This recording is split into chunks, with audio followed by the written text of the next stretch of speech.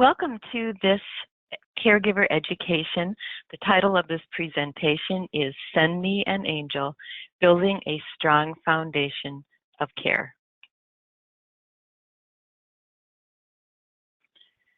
We know that people prefer to stay in their own homes where everything is comfortable and familiar. For them, home is their safe haven, and it means everything to them to stay there. As visiting angel caregivers, you are invited to go into their homes to bring your unique talents and gifts of care to them. You have an important role to play in helping them stay at home. As caregivers, you spend more time with the clients than any other member of the care team. But we know that caregiving is not just about feeding, clothing, and cleaning. It includes understanding how to navigate and enhance a relationship between those who care and those that need care. A friend of mine once described caregiving this way: it is taking one's soul and holding it with as much care, concern, and empathy as one would want with your own soul. Our clients are on a journey, but as a caregiver, you are also starting a new journey, and your experience is equally as important. I want you to think about what made you decide to work as a caregiver in home care. Something led you to this decision. And as you're thinking about this, ask yourself, what are you hoping to learn from this experience? We are invited to take this journey with our clients, and it is one that can transform both the clients and the caregivers. And while you're on this journey, be open to what you can learn and how you can grow. And you never know where this journey can lead you in your career path, and that can also be very exciting to think about.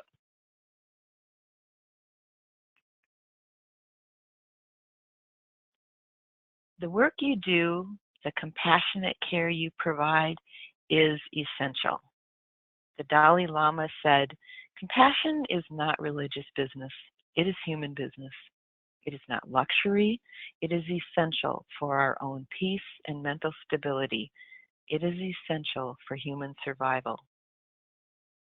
Being compassionate means much more than just being nice or polite. It includes caring, empathy, concern, and understanding, being kind, being patient.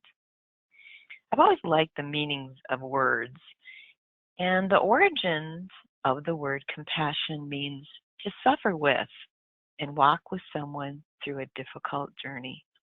And our clients may be going through a difficult journey, and with your compassionate care, they are not going to be alone with their struggles and their challenges.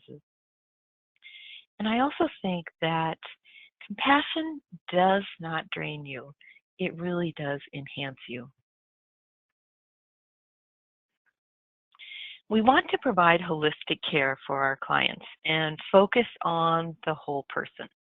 Holistic caregivers are mindful of the client's well-being in every aspect, mind, body, and spirit, concentrating on both the physical and the emotional sides of care, because the physical well-being affects the emotional well-being and vice versa.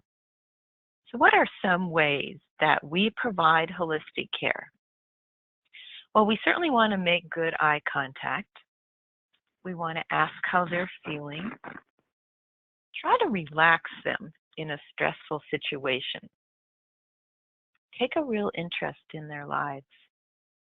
So for example, when you're giving them a bath, which may be stressful for them, you're talking to them about an interest they have.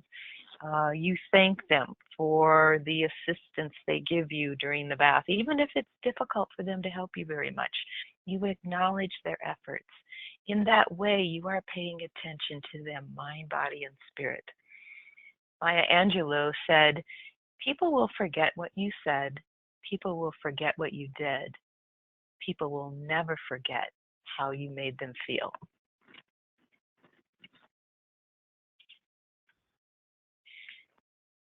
We know that one of the main concerns of people receiving home care is maintaining their dignity and their privacy.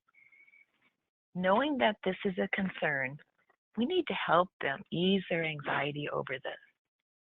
Every client deserves caregivers to treat them with dignity and respect. So how do we do that? How do we treat them with dignity and respect and help contain their anxiety?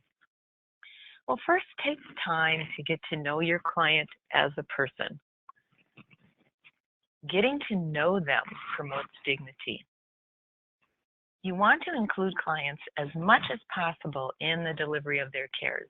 Simple things like when I first meet them, I'm going to ask them, where would you like me to hang my coat?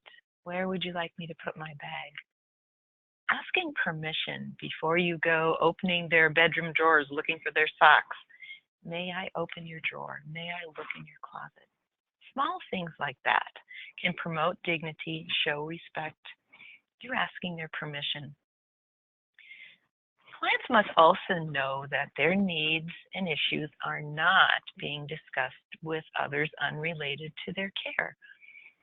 So be sure that you're not talking about your other clients. And even if you don't say that other clients' names, if you're talking about them, that may make your client feel that, oh, are they going to also talk about me when they go see someone else? And that can be very concerning for them. Some examples of ways to maintain privacy when you're giving personal cares. Provide cover when you're giving them the bath. Only expose the body parts that you're washing at that time. Keep them covered and warm. Place a towel over their lap after helping them to the toilet. Close the bathroom door if they are safe being left alone. Look down or away when helping to dress them. These simple gestures can help a client maintain dignity. Now, I want you to meet Jane. Jane is one of our visiting angels caregivers. She certainly wants to make a positive difference in her clients' lives and wants to model that behavior that shows commitment in delivering quality care and services. So after the conclusion of this presentation, we're going to read a scenario of how Jane utilized the key learning concepts that we are going to be talking about when she met her new client.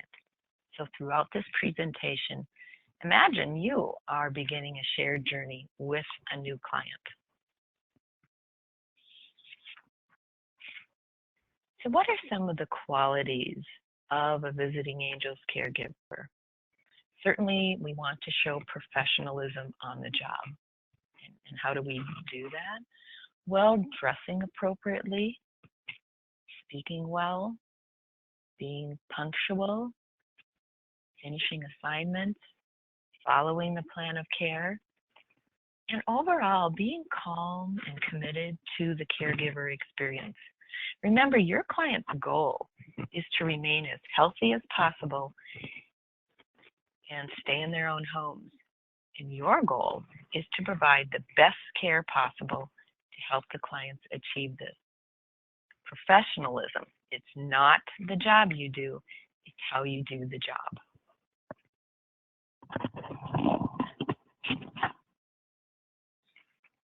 Another important quality of a visiting angel caregiver is your personal appearance and grooming. It leaves a lasting impression. It instills confidence in you and in your client's perspective about you. So you need to wear neat and clean attire. Also, do not wear scented lotions or perfumes. I think we all remember a time when we have been with someone who had some really powerful perfume or cologne on and it almost knocks you over. Our clients can be very sensitive to odors, and so best practice is not to wear any scents when you're on the job. Save that for your time off of work. Even if we think we have this great perfume that we love, it wouldn't be appropriate to wear that. Keep your hair clean, and if it's long, tied back. You certainly don't want it falling into the food or onto the client when you're providing cares. And also, if you're frequently pushing your hair back out of your face and out of your eyes, um, that that can that can kind of spread germs too, and you don't want to be bathing the patient and then pushing your hair out of your eyes. Keep your fingernails short and clean. We know that this can harbor bacteria. Uh, Also, jewelry can too. If you were wearing like a lot of rings and bracelets, um, nails, jewelry can potentially scratch your clients, but also they can kind of speak to infection control. So we want to overall keep our clients um, safe, and one of the good ways that we can demonstrate that we care about them is to pay attention to things like our appearance and areas of infection control. You want to wear an ID badge, and also check the handbook or work with your supervisor to see if there's any other specific rules your office may have about professional appearance. An important quality is to be honest. An honest person tells the truth and is trustful. Honesty is appreciated, and clients need to feel they can trust their caregivers. And there's always a way to be honest without being rude or brutal. Honest, honest is related to that word honor. And when you tell the truth, you honor yourself and your client. And your teammates really rely on your truthful reports and your observations. Your goal is to keep your word. And honesty is the highest form of respect. And respect is another important quality. Respect is earned. Respectful people treat each other kindly and politely, valuing individuality and a person's confidential information. And you never want to share personal or confidential information about a client outside of the care team. You never talk about your clients to families and friends and neighbors. That is not being respectful of them. That is private information. And beyond that, it is against the HIPAA laws. So know and understand HIPAA regulations. It's also important to be ethical.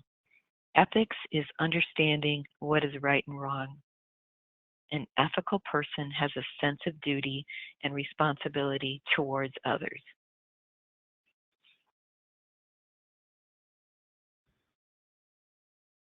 A visiting angel caregiver provides conscientious care. Conscientious care is essential in providing safe and quality services. It includes being observant, following the plan of care, and taking responsibility for your actions. Conscientious people are guided by a sense of right and wrong, and they always try to do their best. It implies a task well done, being very careful, being very deliberate over the choices that you make. Being dependable. A dependable person keeps their commitments and promises. They report to work on time and avoid too many absences. And dependability is critical for in-home care where clients rely on caregivers to check on them. The client and family trust can be quickly broken and hard to regain if caregivers are not reliable and dependable. Think about how difficult it may have been for that client or family to pick up that phone and ask for help. But they did. And now they've handed over this gift of trusting us to help care for them. And it can be a fragile gift. And we have to treat it with great care because once broken, if we break that trust, it can take a long time to rebuild. Being empathetic. Empathy is the ability to understand the feelings of another, putting yourself in their shoes. You listen to them with your eyes and your heart as well as your ears with the intent to understand, not to reply. How can you exhibit empathy? By showing interest in their feelings, by accepting their emotions. If they're sad or frustrated, you put yourself in their shoes. You look at them in the eye, you nod as they talk, and your response could be, "This must be very frustrating for you." So you always want to match your facial expressions to reflect your sincere empathy. Being tactful is that ability to communicate with sensitivity. It's a way to tell the truth that considers other people's feelings and reactions. You want to speak and act without offending others. Tact helps to avoid conflict. So using tact is a good way to de-escalate a situation. And overall, tact demonstrates good manners.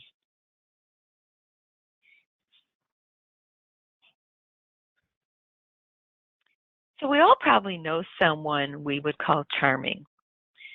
Think of someone you know who you admire, who puts you at ease, and always shows consideration and kindness towards you. And you like to think that people think you're a charming person as well. So what qualities does that person have? What are the qualities of a person who is charming? And I think some of the sincere qualities we just discussed, being honest, respectful, ethical, conscientious, dependable, empathetic, and tactful, are the foundation of being charming.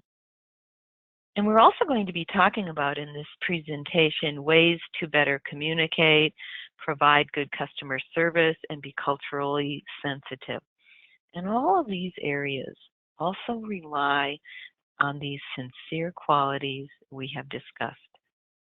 These are the qualities that we need to bring in the care of our clients.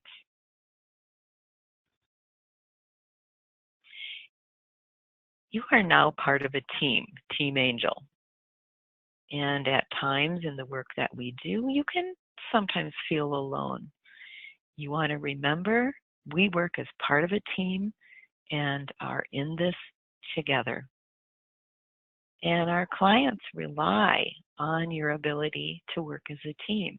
And you want to use your team for your support and learning. They will be there for you. We know that when working as part of a team, you help each other perform your jobs to the utmost ability.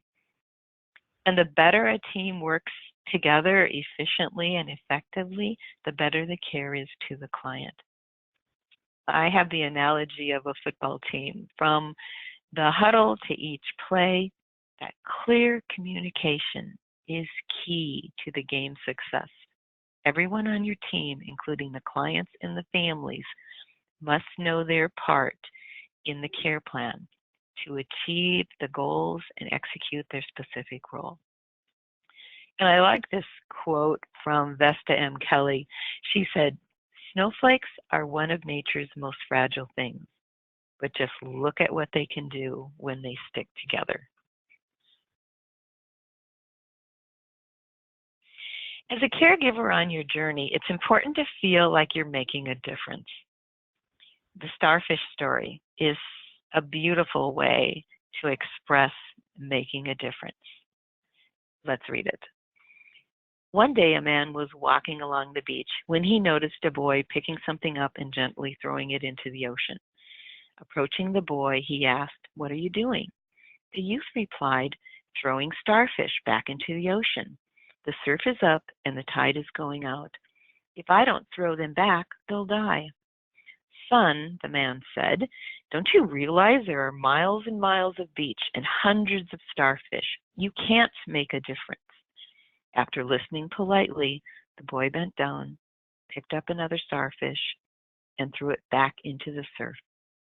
Then, smiling at the man, he said, "I made a difference for that one."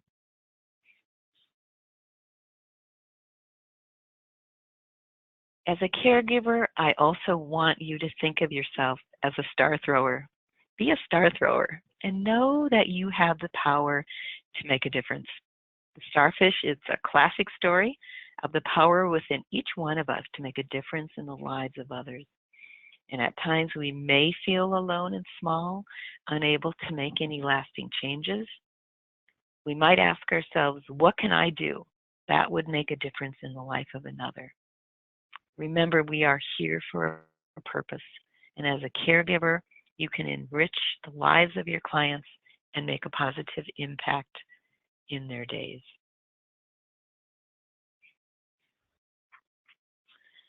We talked about being charming, and I found this quote from Marcel Proust, who said, "Let us be grateful to people who make us happy. They are the charming gardeners who make our souls blossom." You can help make our clients happy by the cares that you give. And completing tasks designated on the client's plan of care is critical, but performing them is only half the job.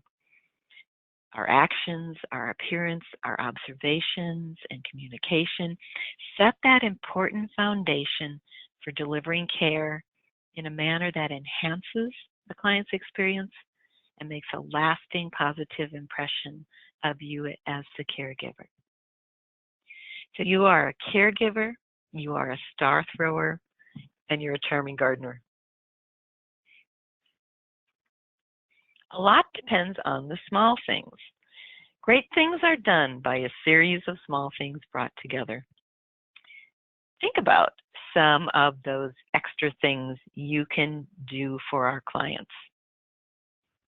When I look at this picture of the caregiver helping tie the shoes, it reminded me of a caregiver I once worked with. And she always shined her clients' shoes. This gentleman was a businessman, and having shined shoes was very important to him.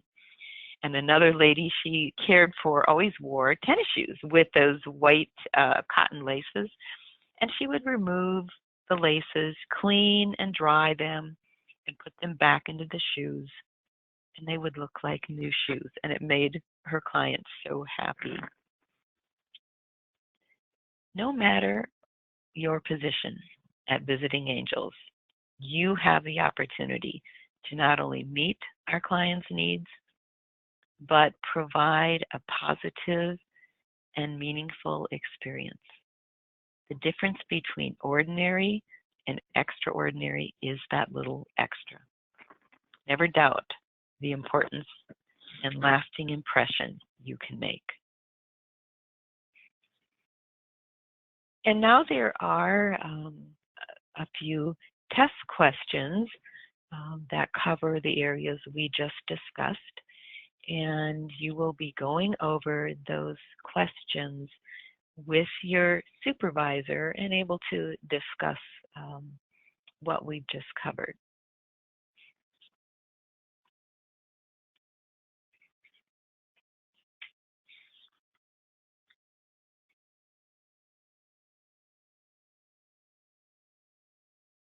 A visiting angel. And when I think about that title, I think about the word angel, and it derives from the Greek angelos, meaning messenger. Then when I looked at the definition of visit, and I found several, but I really like this one the most: to go to see in order to comfort or help. As caregivers, think of yourself as messengers. What message do you want to bring to your client? What is your mission statement? If your message is, let's say, I will treat everyone with the dignity and respect they deserve, then how do you deliver this message in the care you give every time you see your client? How do you set that tone of care? You're a star thrower, a charming gardener, and a messenger.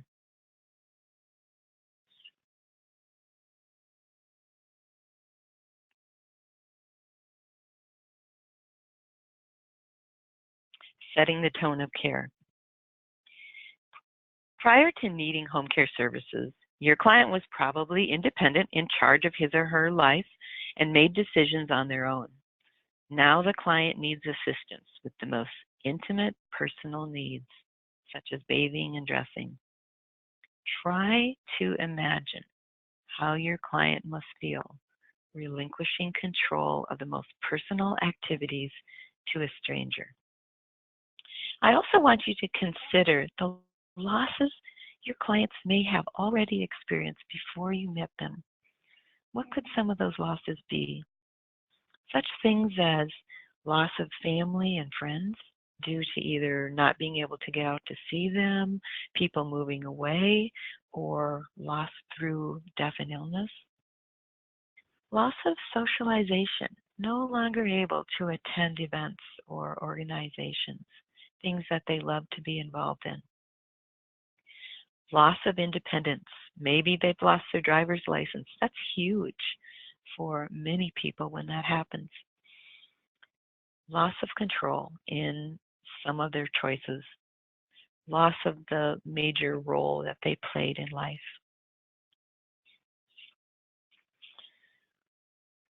It's important to try and understand what this is like for our clients. It's using our empathy and putting ourselves in their shoes. How would you feel about a stranger coming into your home to bathe you, assist you to the toilet, change your undergarments? While these tasks are routine now for you, needing assistance from a caregiver is a new and often upsetting experience for your client. And by setting that empathetic tone of care, we can help put the client at ease and make this a positive experience for both you and your client.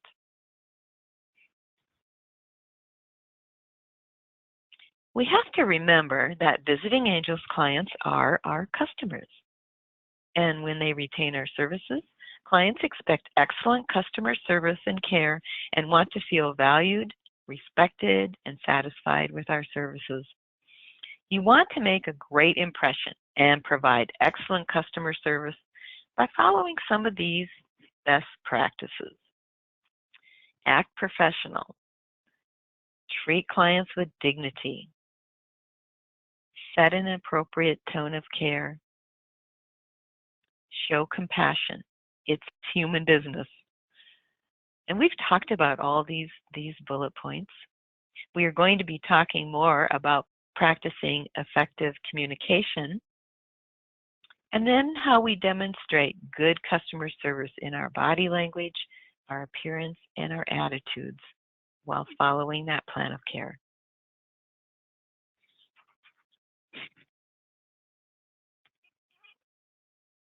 I want you to think of a time when you received poor customer service. It's usually not too hard to think of one of those examples. And as you're thinking of it, how did that make you feel? Maybe you felt angry, disrespected, dismissed, upset, frustrated because no one listened to your problems or resolved your issues. What kind of an impression did that leave with you, poor customer service? I know for me, I was rather reluctant to give them another chance.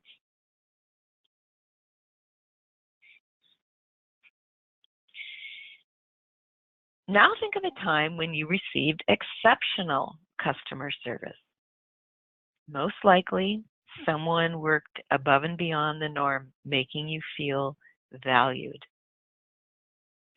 Did you feel valued, respected, and grateful that someone took the time to understand and resolve your issues?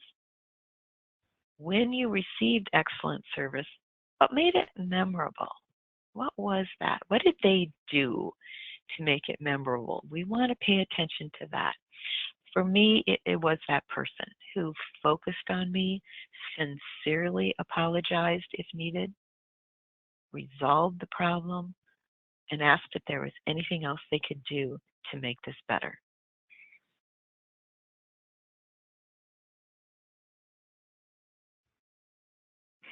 So how do you know if you've made a positive impact?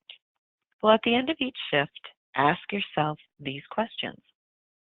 Did I make a difference today? Was I a star thrower? Did I make my clients feel special? Did I treat my clients respectfully and honor his or her wishes? A yes answer is a good indication that you provided good customer service. Cultural sensitivity. Cultural sensitivity is being aware that cultural differences and similarities between people exist without assigning them a value, positive or negative, better or worse, right or wrong. It means that you are aware that people are not all the same and that you recognize that your culture is no better than any other culture. Cultural sensitivity. We have to remember that visiting angels provides care to people from diverse cultures and backgrounds. Clients may eat different foods, speak varying languages, and practice divergent religious or spiritual rituals. Remember that even if your client's beliefs, customs, and practices are different from your own, do not judge or force your opinions, values, and views. Value their personhood by treating them with dignity and respect. At the core of cultural sensitive communication is the need to develop a greater understanding and acceptance of beliefs that differ from our own. And it is okay to ask the client and the family directly about their cultural practices if you're not sure. And this is just an example of a situation using cultural sensitivity. Jane works for a Jewish client who eats kosher foods. Under Jewish dietary laws, kosher and non-kosher foods cannot contact each other. The client also does not eat meat at the same meal with dairy products. The client asked Jane to always separate meat and dairy products when preparing food, washing basins, and storing food in the refrigerator. While Jane previously cared for Jewish clients, she was unfamiliar with kosher food and dietary laws. Jane knew she could ask the client or family about food preparation. By accepting the differences and new practices among clients, Jane shows that she respects and values the culture of each person as an individual.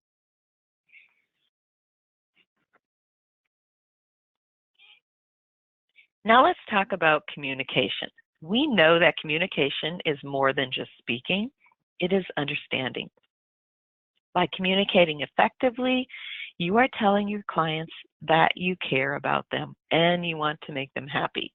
It's kind of back to being that charming gardener and making our clients happy. Communication is more than just verbal. It is also nonverbal. Body language is a form of communication. Often our bodies say more than our words. And when I looked at this, they say, 70% of our communication is nonverbal. So just think of that. Our bodies are communicating 70% of the message we're trying to give. It's very important to pay attention to that open body posture. Touch is also a form of communication, and I'll be addressing more about touch later in this presentation. There are barriers to good communication, and age is one of them. Our clients are generally older, so you are going to encounter these. So we have to be aware of them, because if we understand these common communication barriers, it can help you avoid or overcome them. Their hearing becomes more difficult. They may have vision or eyesight fading. Memory declines. They're slower to process information. More reliance on eyeglasses or magnifying lens hearing aids. Sometimes loose or ill-fitting dentures can make words difficult to understand.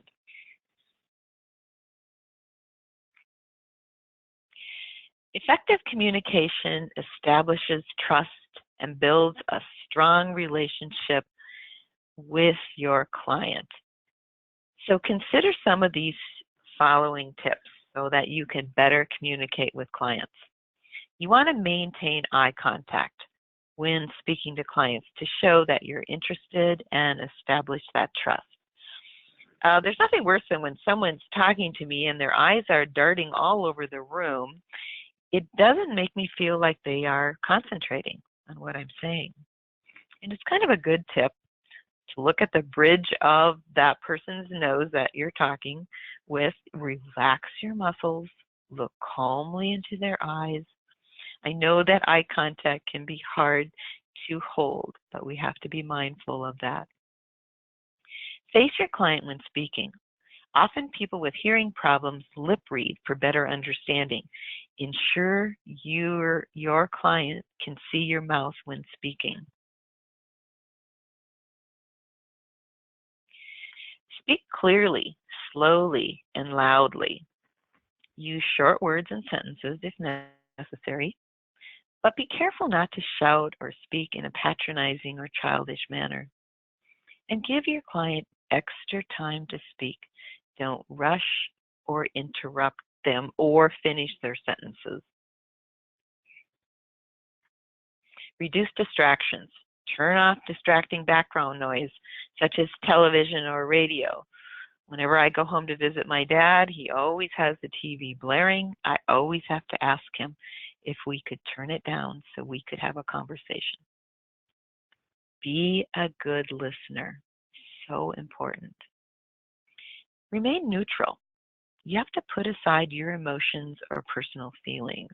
If you're starting to get all mad or upset or worked up, it will interfere with good communications. Try to keep your emotions neutral. And it's a great idea to avoid subjects that upset the client or agitates them. And you can usually find out pretty quickly what some of those topics are that are hot buttons. And if that does occur, try to redirect the conversation. If you notice that, oh, they're getting pretty agitated or angry, shift to another topic. Diffuse that situation. Maybe they started talking about politics or taxes or some relative that's bothering them. Try to get them off that conversation. Use your skills to change that topic. It is good to ask open-ended questions because these questions often start with who, what, when, where, or why. And they require the client to give you a more complete answer. If you just ask yes or no questions, it kind of stops the conversation. If you want to get to know more about your client, it's important that you ask them questions to keep that conversation going. So, for example, you might want to say, well, how was your weekend? And they say it was good. Well, to learn more, you could then say, well, what was the best part of your weekend? Those kind of things, you want to try to sometimes keep that conversation going. You'll learn more. Also, when you ask open-ended questions, you might discover whether they really heard you. And if they are responding with a yes or a no or a smile or a nod, because they're too proud to admit that they didn't hear you. So, for example, if I said, is your son stopping by? They may smile or nod or say yes or no. But if I said instead, what day is your son stopping by, or what time is your son stopping by, they can't just smile or nod or say yes or no. So that's a good tip to remember. Remember to get to know your client's story. Stories have the power to make us feel whole. And getting to know your client's story will strengthen your connection to them. And this also helps with that socialization, which is an important part of what you are bringing to them. Your client's story is not over either. Remember, they may be writing the last few chapters, and maybe you're even going to be a part of that chapter, but their stories continue. Sometimes it's hard to know what to say, especially if there's a large generation gap. You're not really sure how to get that conversation going. Well, there's always a way to learn their stories. And what we have put on this slide are some tips you might want to keep with you. Maybe you want to have them laminated and keep them in your folder until you can get comfortable and build your own questions to fall back on. One of the ones that I always kind of like to use was, what is the story of your name? You know, we have this name that we have with us our whole entire lives, yet we didn't have any part of choosing it. But lots of times people have a story about their name, and it can be fun to find that out. Or can you tell me about the first house you remember living in? Doing some of that reminiscing is a good way to connect. Another important clue is look around the house to see what might reveal your client's interests. And they may include photos of people or activities, certificates of membership or accomplishments, or maybe there's some really pretty handwork, quilts or tablecloths or pieces of art, and where did they get them in and who made them. Collectibles, that's a great way to learn a story. There's usually pretty interesting stories behind a collections. And books and magazines might also help you find that common ground to have a discussion. Remember, when you meet your client, to smile and think of the letters in the word. Say hello, make a difference, be that star thrower. Introduce yourself. Learn about yourself. Remember, this is your journey, and this is an important time for you. And overall, don't forget, enjoy what you do.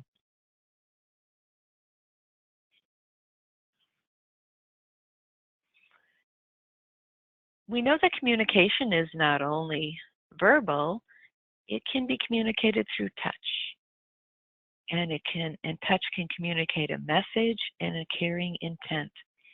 And when used appropriately and thoughtfully, physical touch can be healing and comforting. Gestures can include holding a hand, lightly touching or stroking an arm or cheek, putting an arm around the shoulder, or holding an elbow to guide an individual.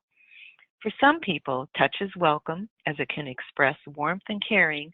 For others, touch can be intrusive and threatening. Always ask permission to know if a client is okay with your touch. Never assume that they welcome physical gestures. Using touch appropriately is a part of showing respect and maintaining boundaries with the client. Professional boundaries. Caregivers must maintain professional boundaries when working with clients. Identifying and maintaining boundary issues keeps both the staff and the clients safe. You know, when you're working in a person's home, it can be challenging because it's a very intimate setting. And a client can feel that a caregiver is their friend, and the clients can test those professional boundaries. Some behaviors that can put a caregiver at risk of a boundary violation are oversharing of personal information. You never want to burden your client with all the things that are going on in your life. They might worry about you. They might feel that, you know, you have enough on your shoulder. They're not going to share what's going on with them. Secretive behavior, keeping information just between you and the client and not letting the supervisors know, that can lead you down that path to a violation. Inappropriate gifts. be sure that you talk with your supervisor about what is, if any, are appropriate gifts. Never have any financial involvement between the client and the caregiver. Do not buy, sell, borrow, have any financial involvement with your client. That is definitely a violation. Remember that the caregiver is the keeper of these boundaries. And the client may push back, but you are the one to keep these boundaries intact. A personal relationship between the worker and the client makes it difficult to maintain rules. Remember that this is a business relationship, not a personal one. Review that Visiting Angels webinar on professional boundaries. There's so much boundary information, and it's a critical topic, and there's more to learn than just a slide or two on this. So I encourage you to ask your supervisor for more information on boundaries. Mindful presence. Being in the moment with your client, also known as mindful presence, is a necessary skill for our work. Mindfulness is that full awareness of our actions, our thoughts, our feelings, our surroundings, our interactions in the moment. It's that full presence and awareness of our experience right there. Be fully aware and present with our clients. You need to avoid distractions and listen with undivided attention so you don't just hear their words. You got to listen to understand the true meaning behind what they say. If you ask them, "Are you okay?"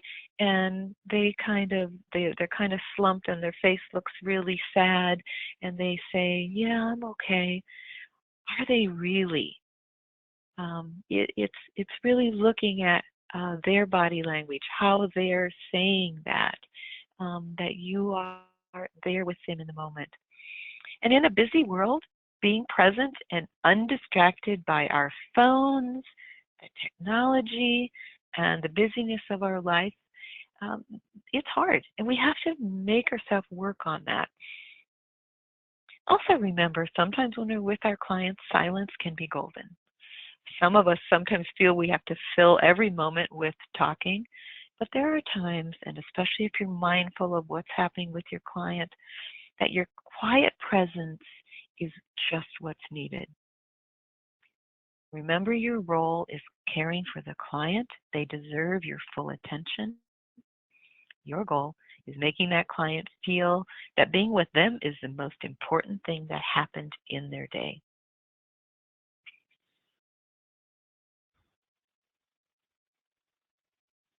I want to conclude this part of the training with a quote from Leo Buscaglia. Too often, we underestimate the power of a touch, a smile, a kind word, a listening ear, an honest compliment, or the smallest act of caring, all of which have the potential to turn a life around. And here we have some more true or false questions that cover the information that we just went through on the second part of this training. And now remember Jane, we had met her at the beginning of this training. She's ready now for her visit. She's ready to implement all the areas she has learned in the Send Me an Angel education when she goes to see her client, Madge. So let's read through this.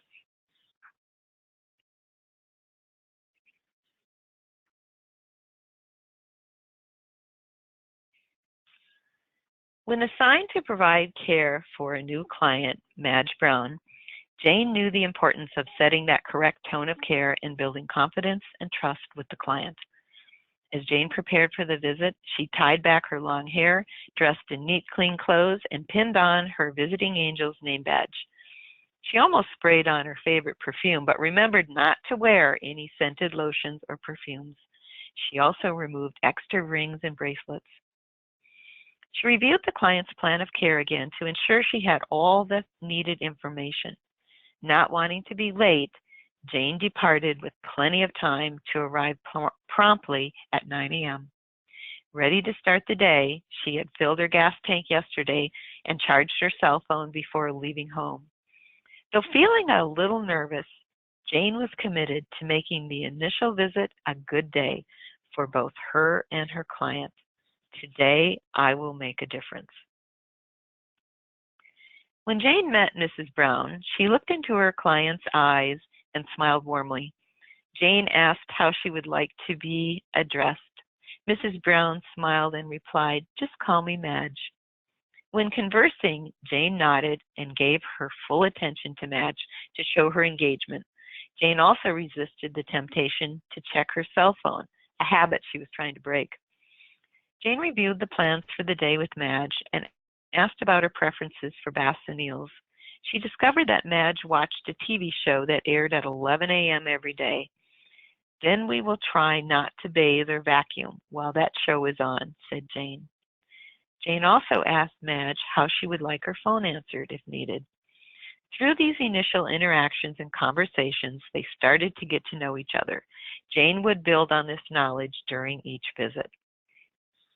Prior to the bath, Jane asked Madge about her preferences with towels, soaps, and lotions. "Be sure not to use these guest towels. They are just for company," said Madge.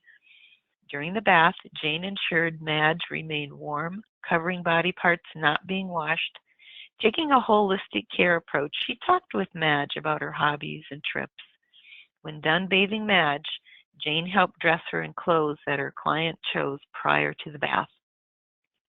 After the bath, Jane noted that Madge's hairbrush and combs could use some extra cleaning. She soaked the brush and combs, then put them neatly on the vanity. "Madge," Jane said, "you were so helpful during the bath. You let me know just how you like things done. I appreciate your willingness to allow me to help you." While working around Madge's house, Jane took note of pictures and mementos and used them as prompts to ask questions to learn more about her client and what was important in her life. Mindful of moments when Madge seemed tired, Jane allowed for quiet times and asked no questions. Jane learned to take her cues from clients, paying attention to their body language and conversation. She knew when clients needed her quiet presence. As Jane prepared the meal for Madge, she cleared the table and set an attractive place setting. Jane learned that Madge was not a big eater. She hoped a pleasant table setting would entice Madge to eat more. She noticed Madge ate less than half of her meal and complained that her dentures hurt. Jane notified her supervisor of a concern with reduced eating and uncomfortable dentures. Jane documented tasks completed during the visit, checking everything was addressed on the plan of care. She confirmed her return visit with Madge and checked she had the visiting angel's phone number. Madge asked Jane, "Can you write down your personal phone number in case I need to talk to you?" Jane replied, "We are not allowed to provide our personal phone numbers. The office number will always be the one to use anytime you need to contact visiting angels." As Jane said goodbye to Madge, she asked if she could give her a hug. Madge smiled in agreement. As she hugged Jane, she thought to herself, "They sent me an angel." As Jane drove home, she reflected on the day with Madge and the ways she had made a difference for her client. She asked herself, how did I make my client feel? Did I make Madge feel comfortable and safe? Was I attentive enough and not distracted? Did I show respect for her dignity and privacy? Did I do anything extra for my client that brightened her day?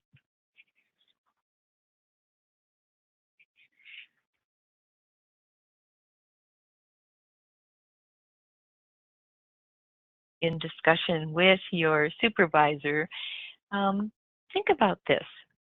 Going back to that scenario, what did Jane do to prepare for her visit with Madge and reduce her own anxiety? Think about ways that Jane showed professionalism, respect for dignity and privacy, professional boundaries, empathy, dependability, and teamwork. How did Jane provide holistic care? And what extra things did Jane do to make the care special? Thank you for your time and attention during this education. I hope you will find this information helpful as you care for your clients.